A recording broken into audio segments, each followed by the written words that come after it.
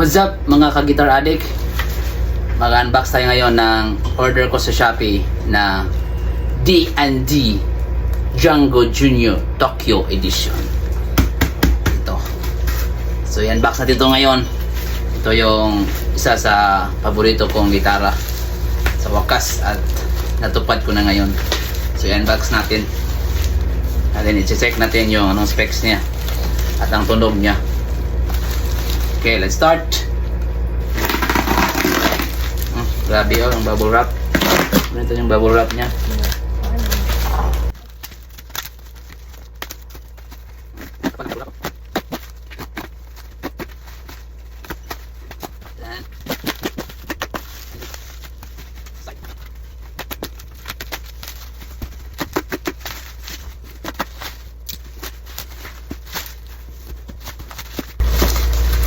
Nabili ko to sa halagang 9,600 kasali na ang shipping. So, dati ano to 10,500. Parang nag-sale ata yung ano ba yung ano ba yun Permata.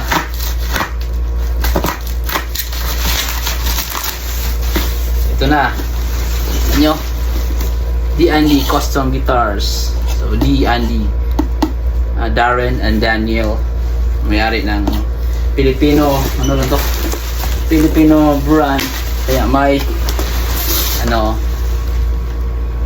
may araw, three stars in the sun represents the Philippines. Okay, see, ito na. Buksan na natin. Excited na akong ano mag-try ito. Dami nang nire-review na to. Matagal na to ng guitar na to.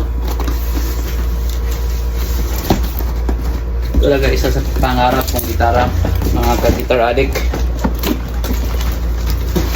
Ganda kasi ano yung forma ng gitar na to. Oh! Tignan natin ano nasa loob. Dahil lang kasi ito. So ano ang mga laman sa box ko? We have, nasa ano na pala, nasa loob na pala ng ano, gig bag. So may ano siya, bag kasali, gig bag. Okay. Nilagay na pala nila ano, sa bag. Maliit lang kasi junior kasi to pang travel guitar. So na yan, buksan na to. So malibreng bag, guitar bag. Ganda siya kasi padded. Ito na, see, tadan, buksan na natin. Again, meron tayong bag, libre na to. Nalagyan mo sa gilid. And then itong guitar. So meron pa dito sa loob. Ano ba to? Yan ito, ano to? Para atang cord, saka ano, sling, guitar sling.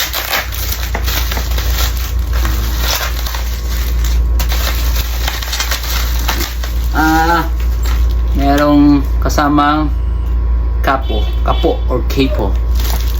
Then merong cord. Uy, malibre pang pick. Okay. At saka allen. At saka we have sling. Guitar sling. Wala pa lang ano, libre na battery.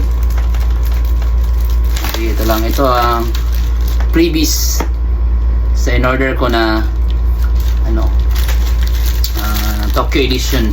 D&D Django Junior Tokyo Edition. So, dito tayo sa gitara. Buksan natin. And then yung ano, ito try natin kung ano ang tunog ng gitara na to.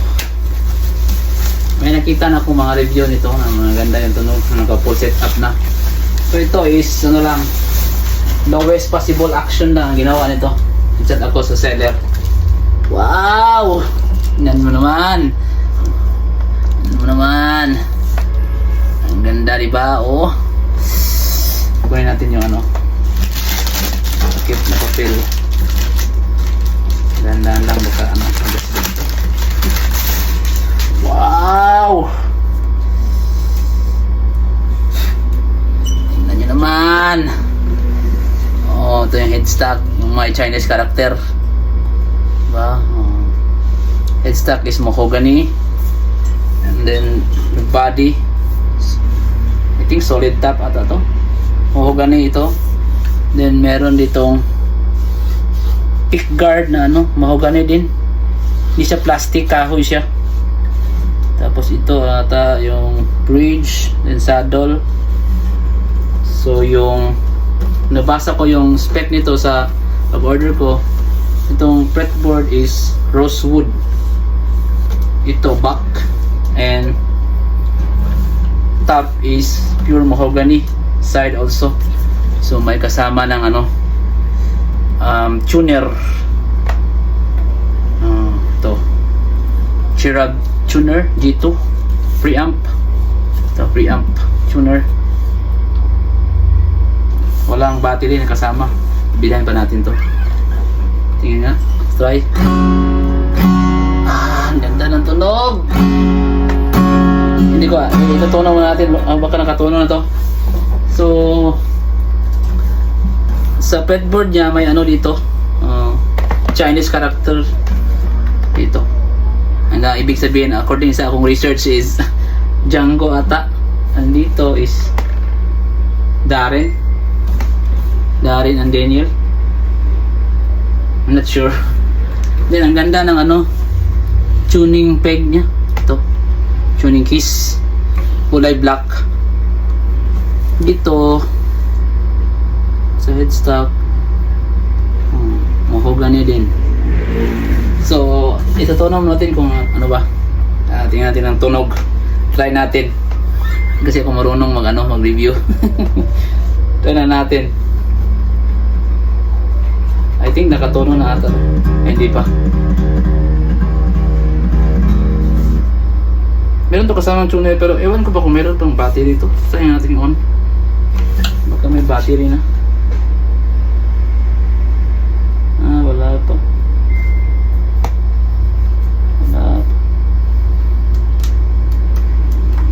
Meron na. Ilagay na nila. Try nga natin.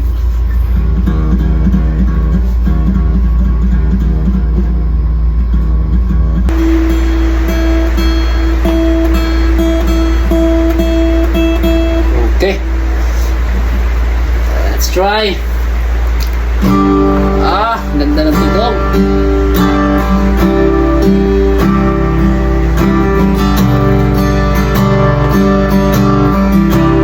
Ganda ng tunog, pre. Ayos. Lakas pa ng tunog, oh. Kahit maliit siya. Kita natin ano. Pick. Pwede ba itong pick? Pick tayo. Try natin. Maganda rin pick lang. Oh. Thompson. Blue and black. So libre na to. Kasama na to. Maganda natin pick.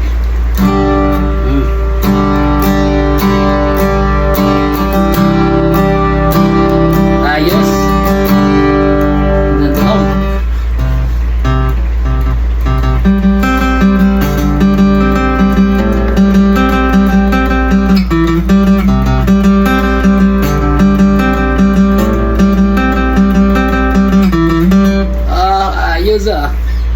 Ganda.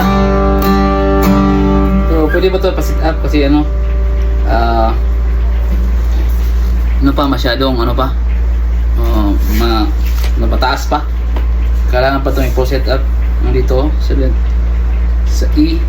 Taas pa. Taas dapat pa ito set up. Pero pwede na to. Kamera ko ipaano ko set up. Anda.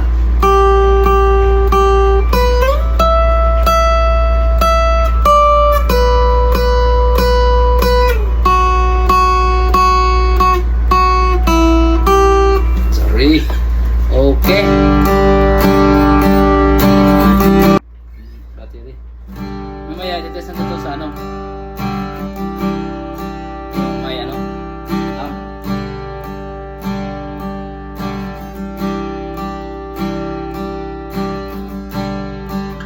Yun lang mga ka-Guitar Addict. Salamat sa panonood.